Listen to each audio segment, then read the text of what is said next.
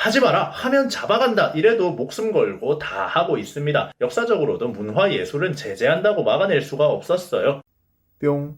유튜브 시청자 여러분들 반갑습니다. 인지웅입니다. 최근에 제가 이제 좀 중국 영상을 안 만들고 국내 엔터판 이슈권에 대해서 좀 많이 만들다 보니까 댓글들에 엔터판 정보도 참 좋은데 지웅님은 중국 가기 인형할 때가 제일 재밌게 잘 만드는 것 같아요 라고 하더라고요. 그런데 최근에 좀 핑핑이 형이 문화대혁명 시즌2 중국이 열심히 닦아놓은 예술업계 스스로 다 때려 부수느라 딱히 중국 업계 쪽에 크게 이슈가 없기는 합니다. 지들이 다 스스로 때려 부수고 국뽕 영화들 국뽕 컨텐츠만 계속 찍어내는데 예술업계 관련해서 뭘 더 설명해야 되는지 모르겠는 상황이긴 합니다. 영화, 예술인, 코미디언 이런 사람들은 역사적으로도 늘 시대의 모순을 역설적으로 표현하는 그런 사람들이었죠. 우리나라 영화들이 저예산 영화들이 많은데 나름대로 성적이 나오는 이유들도 그런 이유에 있죠. 그런데 지금 중국은 아예 검열 자체가 개빡시게 들어가서 완전 국뽕 영화 아니면 아무런 의미가 들어있지 않은 눈만 즐거운 킬링타임용 고예산 영화 이렇게 두 가지밖에 못 찍어내고 있는 상황입니다. 이번에 중국에서 장진호라는 영화를 만들어내면서 좀 중국 내에서는 대박이 나고 있는 상황인데 이것도 참 역사적으로 문제가 많은 영화죠. 배경이 6.25 전쟁인데 중공군 입장에서 영화를 찍어 놓으니까 중공군은 침략군인데 영웅처럼 나오고 있습니다. 하다못해 국뽕 영화라지만 전쟁의 참상 이런 부분에 대해서 설명을 해주고 우리나라의 고지전 같은 영화처럼 적끼리 싸웠지만 결국에 둘은 같은 사람이었다. 이 정도 의미만 담아서 훈장받는 건 별단 장군들이고 죽어나는 건 젊은이다. 이런 메시지를 내포했다면 그나마 인정이라도 좀 하겠는데 지금 중국이 찍어내고 있는 영화들은 백이면 백다 국뽕,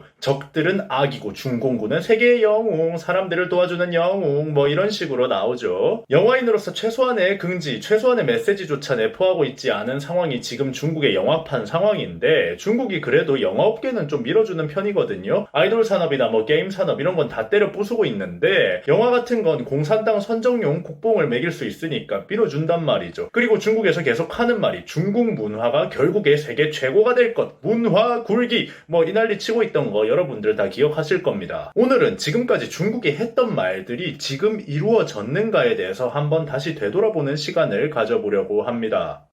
뿅. 자, 중국에서 올해 4월쯤부터 계속 외쳤던 소리가 있습니다. 우리 중국 문화가 한류를 이길 것이다. 이 땅에 다시는 한류는 없을 것이다. 저 소리를 외친 지 벌써 반년이 지났네요. 그때 당시에 기사를 한번 꺼내와서 읽어드리자면 중국 관영 매체 환구시보는 이제 중국에서 한류와 같은 문화 우월적인 현상은 다시는 일어나지 않을 것이라고 했다. 한국에서 중국 영화 소년 시절의 너가 성공을 거둔 것은 중국 영화 산업의 발전을 보여주는 좋은 사례다.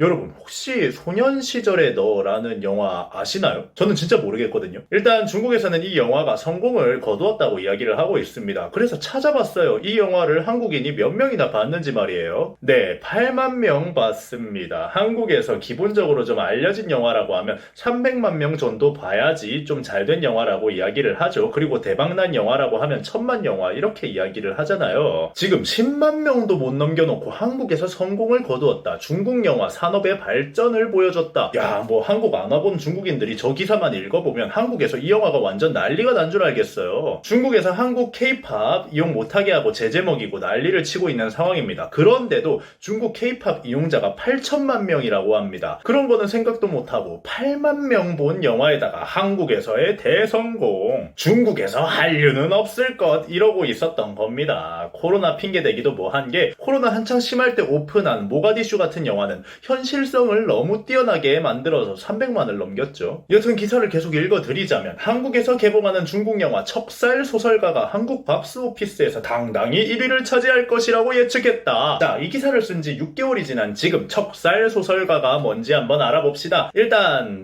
네이버 검색으로는 몇 명이 봤는지 뜨지도 않습니다. 그냥 개봉을 안 한 걸로 보이죠. 넷플릭스에서 볼 수가 있다고 하는데 영화관에서 개봉을 안 했으니까 네이버에 관객 수가 안 나오겠죠. 여튼 평점을 보면 나왔습니다. 5.8점. 한류는 다시는 없을 것이다. 한국 박스오피스를 점령하겠다. 이래놓고 내놓은 영화가 5.8점. 그리고 이 영화의 후기는 아주 개판이 나 있습니다. 영화도 아니라고 많은 사람들이 1점 테러를 하고 있는 상황이죠. 자, 우리가 중국 영화 하면은 기억나는 중국 영화 뭐가 있을까요? 뭐 나의 소녀시대, 말할 수 없는 비밀, 연문 뭐 이런 영화들 기억하실 겁니다. 그런데 말이죠. 그건 다 중국 영화가 아니라 홍콩 영화, 대만 영화입니다. 우리가 기억하는 중국 영화 없습니다. 보통 여러분 머릿속에 기억나는 중국 영화는 대부분 다 홍콩이나 대만 영화일 겁니다. 그러니까 이런 구라핑, 국뽕 기사라도 쓰지 않으면 한류를 막을 수가 없는 상태다. 이렇게 보시면 된다는 이야기입니다. 뭐 못 보게 막으면 뭐해. IP 우회해가지고 다 불법으로 중국인들 보고 있죠. 하지 마라 하면 잡아간다. 이래도 목숨 걸고 다 하고 있습니다. 역사적으로도 문화예술은 제재한다고 막아낼 수가 없었어요. 예술이라는 게 형태가 있는 게 아니라 무형의 것들인데 어떻게 모든 분야의 예술을 제재를 하겠습니까?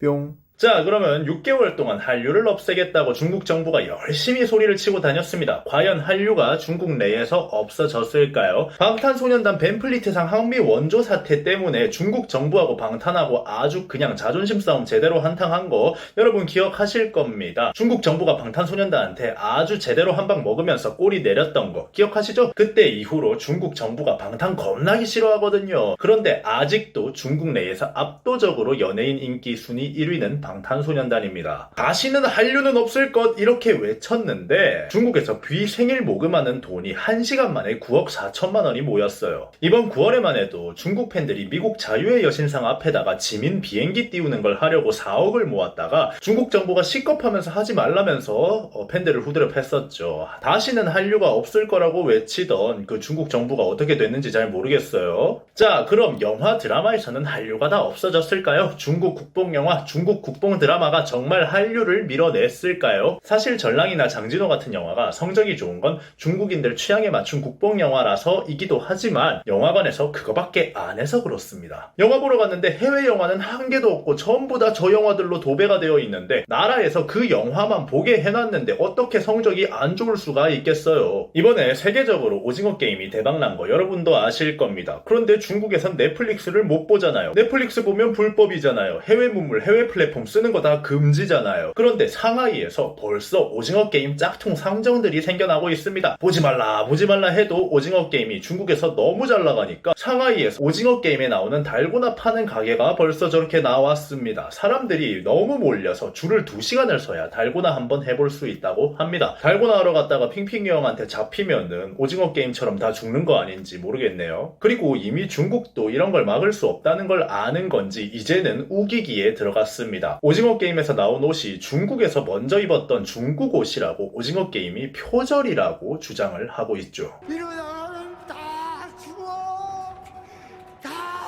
다 죽는단 말이야.